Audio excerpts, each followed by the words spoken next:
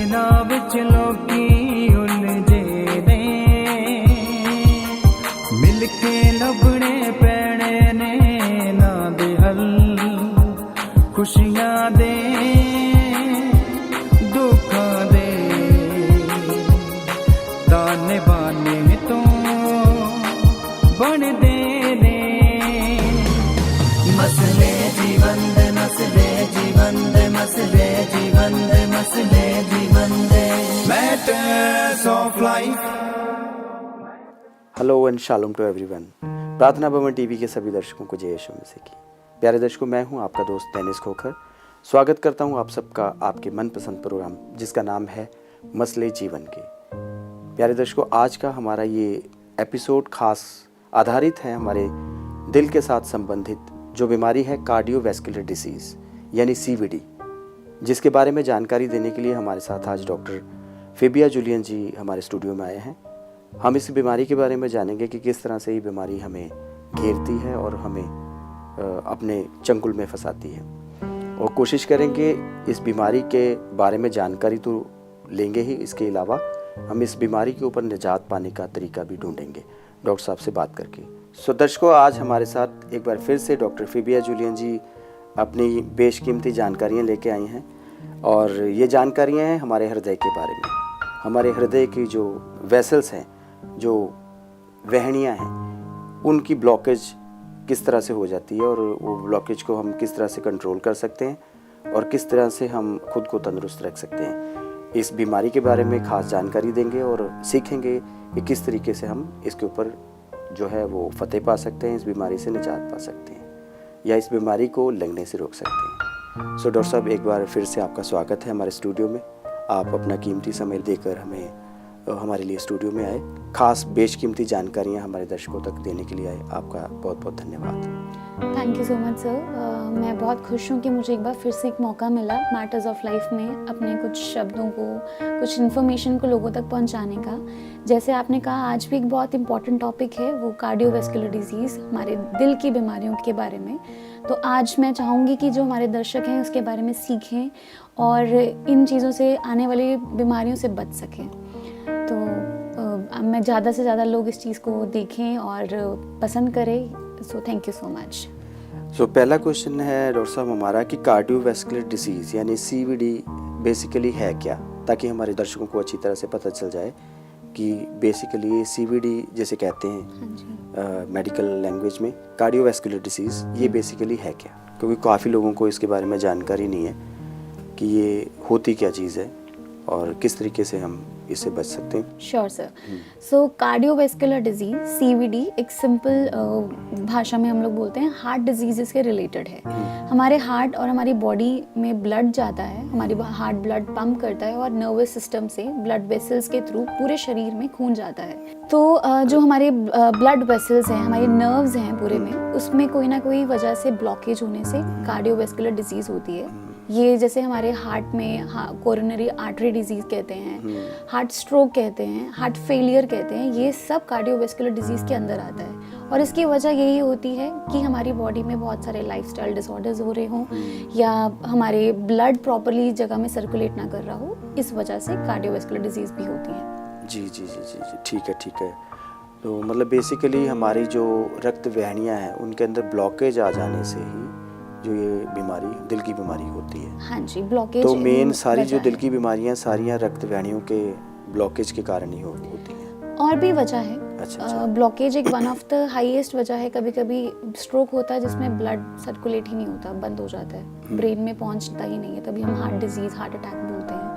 तो बहुत सारी वजह है, हमारे ब्लड फ्लो में ही प्रॉब्लम आ जाती है, नर्वस पतली हो जाती है, बहुत कमज़ोर हो जाती है, बहुत वजह है, हम आगे डिस्कस कर सकते हैं। तो ये सब कार्डियोवैस्कुलर डिजीज़ का एक हिस्सा है और ये कारण भी है। सो कार्डियोवैस्कुलर डिजीज़ यानी CVD के मुख्य कारण क्या होते हैं, क्या किस तरीके से ये हो जाता है, ताकि हमारे दर्शक जान पाएँ कि हमें बचना चाहिए उन कारणों से। बिल्कुल।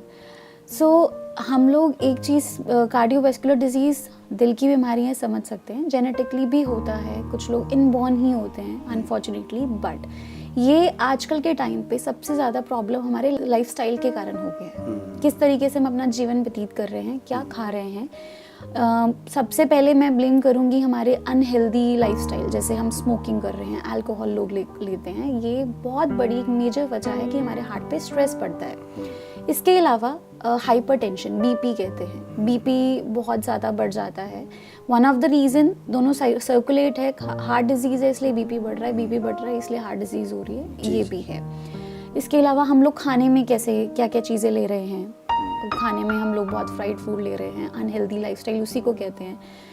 और हम लोग फुल डे में कितना वर्कआउट कर पा रहे हैं, किस तरीके से अपना लाइफ जी रहे हैं। हम लोग आजकल एक सेडेंटरी लाइफस्टाइल में है, बैठे रहते हैं, बहुत टाइम पे ऑनलाइन वर्क चल रहा है, सिटिंग प्लेस टाइम बहुत ज़्यादा होता है, तो ये सब रिस्क फैक्टर्स हैं। इसके कारण इशू क्या रहेगा, कभी भी छोटे से बड़ी उम्र के बीच में हार्ट फेल हो जाता है, ठीक है, हम लोग की ब्रेथलेसनेस हो जाएगी और हार्ट अटैक के बहुत सारे केसेस हमने सुने हुए हैं। लाइफ टाइम के लिए हम लोग को बीपी का इशू रह जाता है। So these are one of the reason कि रिस्क भी उससे है और कारण भी ये बन जाता है। अभी आप वर्कआउट की बात कर रहे थे, वर्कआउट कितना सहायक हो सकता है हमारे इस डिसीज़ को रोकने में? वर्कआउट्स बहुत ज़्यादा ज़रूरी है। एक्सरसाइज एक कहने से सबसे ज़्यादा ज़रूरी चीज़ है। तो मैं इस चीज़ को थोड़ा एक्सप्लेन करना चाहूँगी। जैसे हमने शुरू में बोला, हमारी जो ब्लड वेसल्स है वो ब्लॉक हो रही हैं किसी ना किसी वजह से, क्योंकि ब्लड फ्लो नहीं हो पा रहा है, ठीक है। डाइटरी इश्यूज़ हैं, बट ब्लड फ्लो ना होने के कारण ये प्रॉब्लम है कि ब्लड हर जगह सर्कुलेट नहीं कर पाया है। तो जब हम वर्कआउट करते हैं, वर्कआउट से ऑफ कोर्स हम लोग अपने मसल्स में स्ट्रेन देते हैं, ठीक है। हम रनिंग कर रहे हैं, वॉकिंग कर रहे हैं, स्किपिंग कर रहे हैं, साइकिलिंग कर रहे हैं, स्विमिंग कर लिया। उसके अलावा अगर ये सब के लिए नहीं है, लोग जिम जा रहे हैं आजकल, वहाँ पे भी कार्डियो एक्सरसाइज जिसे कहते हैं, ये सब करने से हमारे मसल्स पे स्ट्रेन आता है। मसल पे स्ट्रेन का मतलब क्या है कि वहाँ की जो वेसल्स हैं उनको ब्लड चाहिए, ऑक्सीजन बढ़ेगा। हम भागते तो हमें सांस तो बहुत ज़्यादा आती है। इसका मतलब क्या है कि हमारा हार्ट अच्छे से पंप कर रहा है, ऑक्सीजन अच्छे से अपटेक कर रहा है, इसीलिए एक्सरसाइज करना बहुत ज़रूरी है। तो लाइफ में आजकल के कुछ लोग ये भी बोलेंगे कि हम लोग सुबह से शाम तक काम ही करते हैं, हम लोगों ने एक्सरसाइज करने का टाइम नहीं, हम बिजी हैं, बिल्कुल भी रेस्ट नहीं की है। बट आप किस तरीके से काम कर रहे हो सकता है कि आप एक 9 to 5 जॉब कर रहे हो, इतने घंटे आप सिर्फ बैठे हो, आप बहुत बिजी हो, आपका मेंटल स्ट्रेस तो बढ़ गया है बट आपकी फिजिकल स्ट्रेस कुछ भी नहीं हुआ। सिमिलरली घर पे भी लेडीज़ हैं आजकल, काम नो डाउट करती हैं, हम हाउस हेल्प भी ले लेते हैं, बट हमारे साथ साथ हमारे बाकी मसल्स में वर्क नहीं होता। जैसे बेली फैट लोगों का बढ़ना शुरू हो जाता है, फीमेल्स में बहुत बढ़ रहा है, क्योंकि फिजिकल एक्टिविटी का मतलब ये नहीं है कि कोई भी काम करना। फिजिकल एक्टिविटी का मतलब आपके हर एक मसल्स को वक्त देना कि वो ऑक्सीजन अपटेक कर पाए, ब्लड फ्लो पहुंच पाए। तो एक्सरसाइज इसलिए बहुत इंपॉर्टेंट है।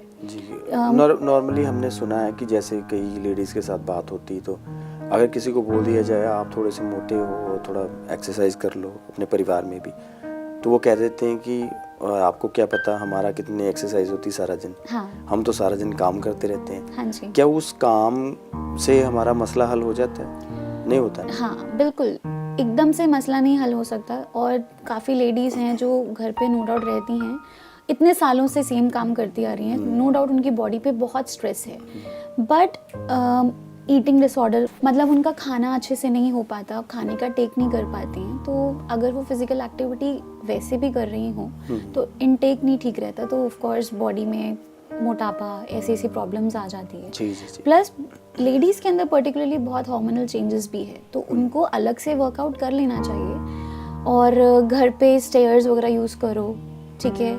अब मैं बोलना नहीं चाहूँगी, घर पे जो हम पोछा वगैरह मार के पहले बैठ के करते थे, अब लेडीज़ में इतना नहीं होता, तो वो करना भी एक वर्कआउट होता है। बट आज के टाइम पे नहीं होता, तो वॉक कर लीजिए, 20 मिनट्स आप वॉक करने चले जाओ। शाम को अच्छा है, आप भी घर से थोड़ी देर बाहर निकलेंगे, आसपास चलेंगे, 20 मिनट्स रोज का वर्कआउट करना, वॉक करना ही इज़ इनफ।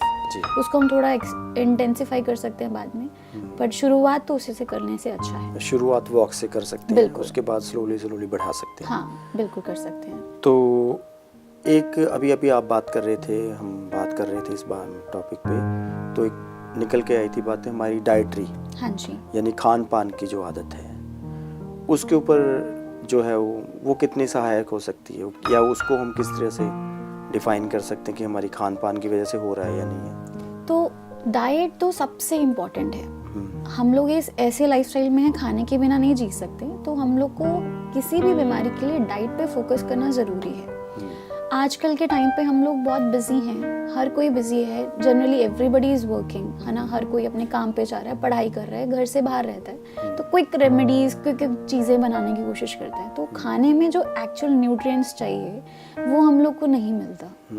हार्ट एक ऐसी चीज़ है जो हमारी पूरी बॉडी के लिए काम कर रहा है, हर एक जगह पे ब्लड पहुंचा रहा है, तो हार्ट के लिए कुछ ऐसी चीज़ें ज़रूरी हैं जो हम लोग अपनी डाइट में बहुत ज़्यादा मिस आउट करते हैं। ठीक है, तो सबसे पहले जो चीज़ पे हमें फोकस करना चाहिए कि हमारे खाने में ज़्यादा से ज़्यादा वेजिटेबल्स हो, सब्जियां हो, अच्छी मात्रा में हो। ठीक है, हम लोग फ्राई करके मसाला वगैरह बना के खाते हैं, मैं उसको नहीं कहूँगी अच्छा है। हमें कम तेल में उसको उबाल के या उसको स्टीम करके खाना, यही हमारे लिए सबसे ज़्यादा बेटर है। और ज़्यादा से ज़्यादा सब्जियां खानी चाहिए। हम क्वांटिटी को कभी ध्यान नहीं देते हैं। आज एक कटोरी सब्जी ले ली, उसके साथ एक रोटी खा ली, वहाँ पे आप यहाँ पे क्या, एक रोटी क्यों, 3-4 रोटी खा लेते हैं लोग, सब्जी फिर कम हो जाती है। तो सब्जियां जितनी ज़्यादा खाएंगे उससे हमारी बॉडी में, हमारी ब्लड वेसल्स में फ़र्क पड़ेगा। कैसे फ़र्क पड़ेगा? जो सब्जियां हैं उसमें एंटीऑक्सीडेंट्स रहते हैं, विटामिन्स और मिनरल्स रहते हैं जो हमारी पूरे ब्लड सर्कुलेशन में ज़रूरी है, हमारे सेल्स के लिए ज़रूरी है। तो वेजिटेबल से वो हमें चीज़ें मिलती हैं जो हमें बाकी खाने से नहीं मिल सकती। इसके अलावा हमेशा हम कुक्ड वेजिटेबल्स नहीं ले पाते, तो हम लोग सलाद के फॉर्म में भी लें तो वो भी अच्छा है। फिर फ्रूट्स, बहुत से लोग हैं फ्रूट्स नहीं खाते तो बहुत ओवर ईट करते हैं, पर सही मात्रा में वेजिटेबल्स और फ्रूट्स हमारे डाइट में रहना चाहिए। हर एक फ्रूट के अंदर ऐसी चीज़ें हैं जो हमारी हेल्थ, हार्ट के हेल्थ के लिए बहुत इंपॉर्टेंट है। फिर एक बहुत इम्पॉर्टेंट चीज़ आती है, वो है ऑयल्स। किस तरीके से ऑयल्स करना, क्योंकि जनरली मैंने देखा है कि लोगों को पता चलता है कि हमें हार्ट डिजीज़ है तो ये वाले ऑयल डॉक्टर्स ने मना कर दिया है, हम अंडा मच्छी ऐसे नहीं खा सकते हैं, जो नॉनवेज खाते हैं काफ़ी रिस्ट्रिक्शंस करते हैं। बट वो एक चीज़ का ध्यान नहीं रखते कि वो खाना किस चीज़ में बना रहे हैं, वो ऑयल ज़्यादा इंपॉर्टेंट है। हम तलकर खाना बनाते हैं, रिफाइंड ऑयल यूज़ करते हैं खाने। आजकल मार्केट में एक गिमिक है कि लो कोलेस्ट्रॉल ऑयल और हार्ट हेल्दी ऑयल, ऐसे काफ़ी सारे रिफाइंड ऑयल्स मार्केट में हैं। पर लोग इस चीज़ को फोकस नहीं कर पा रहे हैं कि रिफाइंड का मतलब उसमें से मेन चीज़ें तो चली निकाल दी गई, बिल्कुल रिफाइन कर दिया। और फिर हम उसको हाई टेम्परेचर में बनाकर खाते हैं। हम लोग इंडियन खाना, हम लोग तड़का खूब लगा के खाते हैं, हाई टेम्परेचर में तेल हमारा उबलता है, तो वो हमारी बॉडी में ऐसे ट्रांस फैट बन जाते हैं। ट्रांस फैट्स भी अलग है, वो हमारी बॉडी में ट्राइग्लिसराइड्स बन जाते हैं। ट्राइग्लिसराइड बनता है। हमारी बॉडी में एंटीऑक्सीडेंट्स ज़रूरी हैं, बट ये जो चीज़ें ये स्ट्रेस करती है, ऑक्सीडेटिव स्ट्रेस करती है, जिसका मतलब हमारे सेल्स के अंदर कुछ ऐसी चीज़ें प्रोड्यूस करती है जो हमारे हार्ट के लिए नहीं प्रॉपर होता। तो ऑयल्स का ध्यान देना बहुत ज़रूरी है।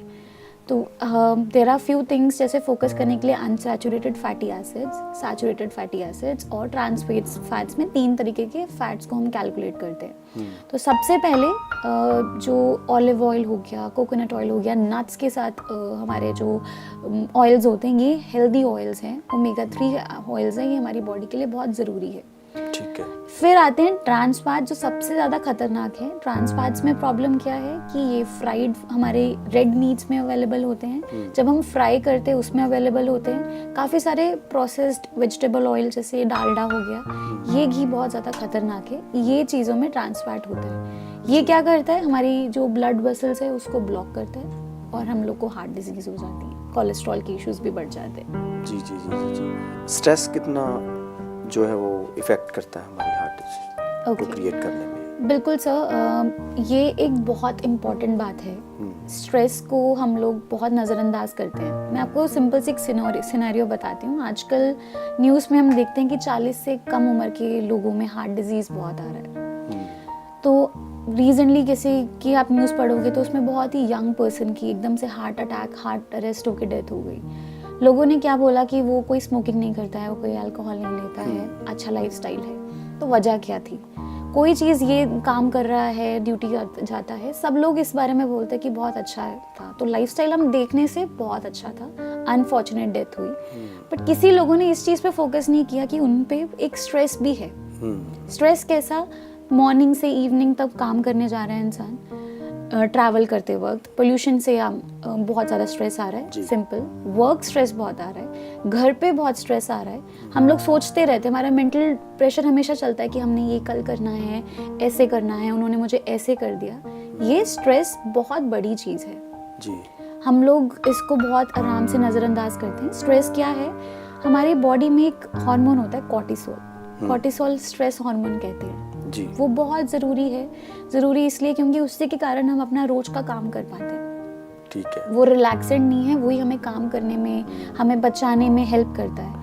तो वो हमारे अंदर एक जिज्ञासा पैदा करता है करने की। हाँ जी, कोई भी काम करने के लिए सुबह उठते ही सनलाइट से वो कॉर्टिसोल हमारी बॉडी में आता है, हम एक्टिवेट रहते हैं, पूरा दिन काम करने की हमारे में एनर्जी भी आती है। बट अगर हम एक्सटर्नल स्ट्रेस लेकर उस कॉर्टिसोल के लेवल्स को बढ़ाते हैं तो हमारे हार्ट पे प्रेशर पड़ता है जी। फिर हमारे हार्ट को क्या होगा? हमारे हार्ट को ये है कि मुझे ब्लड पंप बहुत ज़्यादा करना है क्योंकि ब्रेन पे स्ट्रेस हो रहा है। ब्लड पंप करने से ब्लड प्रेशर बढ़ता है, ब्लड प्रेशर करने से ऑफ कोर्स चाहे हमारे हार्ट फेलियर, हार्ट अरेस्ट जैसी प्रॉब्लम्स आ जाती हैं। तो स्ट्रेस बहुत इम्पॉर्टेंट है। हम लोग सिर्फ ये नहीं कि किसी वजह से हम लोग को पर्सन दिखता होगा कि बहुत आराम से रह रहा है, कोई प्रॉब्लम नहीं है, घर पे सब काम कर रहा है, हमें उनका मेंटल हेल्थ के बारे में सोचना ज़रूरी है। तो छोटे से बड़े हर एक के लिए ज़रूरी है। तो आजकल जब भी आप नेक्स्ट टाइम कभी सोचो कि ये पर्सन तो बहुत अच्छी लाइफस्टाइल जी रहा था, तो इस चीज़ पे फोकस करना कि उसको स्ट्रेस है, तो अपने आसपास वाले लोगों को या खुद भी इस चीज़ पर ध्यान रखो कि आप कम से कम स्ट्रेस लो। आप ईजी करो अपने आप को, मेडिटेशन करो, ठीक है, अपनी किसी हॉबी में थोड़ा वक्त दो, काम को डिवाइड करना शुरू करो। एक ही बारी में सब कुछ नहीं करना, हर चीज़ का सोल्यूशन निकलता है। तो स्ट्रेस को रिलीज़ करना बहुत ज़रूरी है।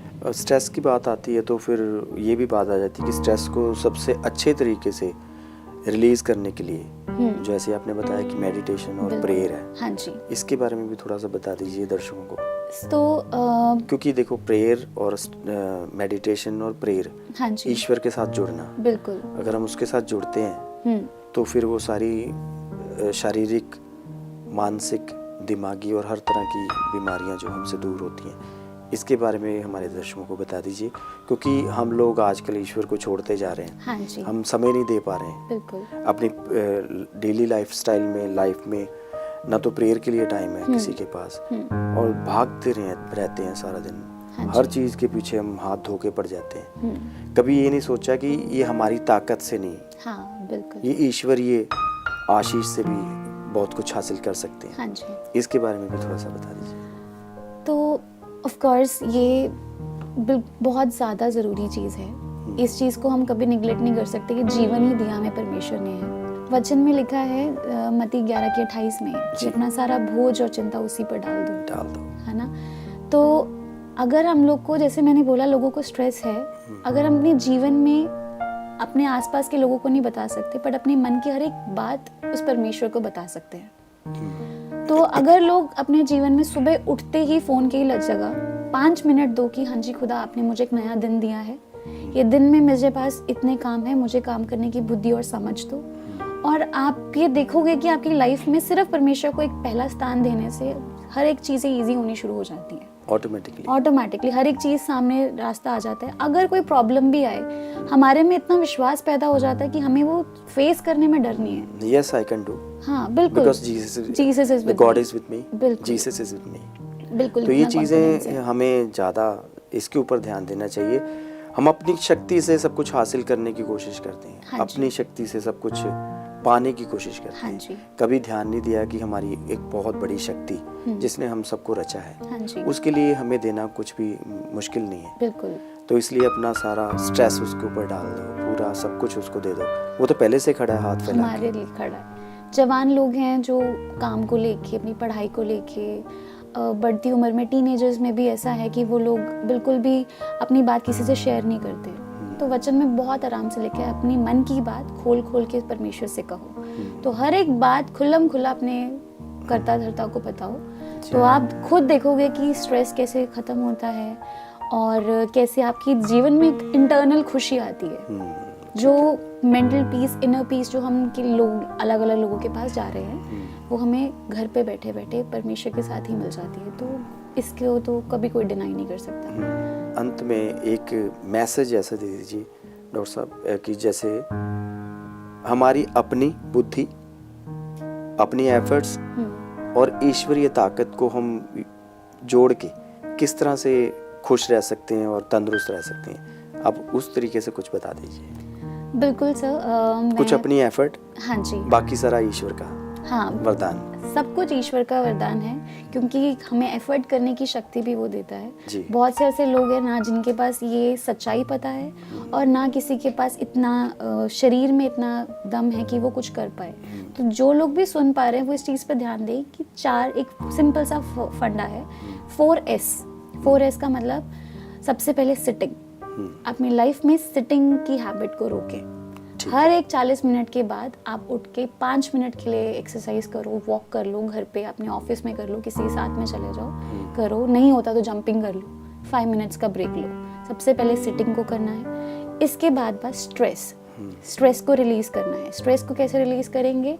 जैसे हमने कहा, परमेश्वर के साथ ध्यान लगाएं। अपने जीवन में अगर आप 5 मिनट भी नहीं दे सकते तो अपने जीवन में आप कैसे चेंजेस करोगे? 5 से 10 मिनट करो, आप अपने आप समझ पाओगे कि हाँ जी, मैं परमेश्वर को जानता हूँ, मैं परमेश्वर से खुल के अपनी बात कर सकता हूँ और आपकी बॉडी में हमेशा स्ट्रेस कंट्रोल रहेगा। जी।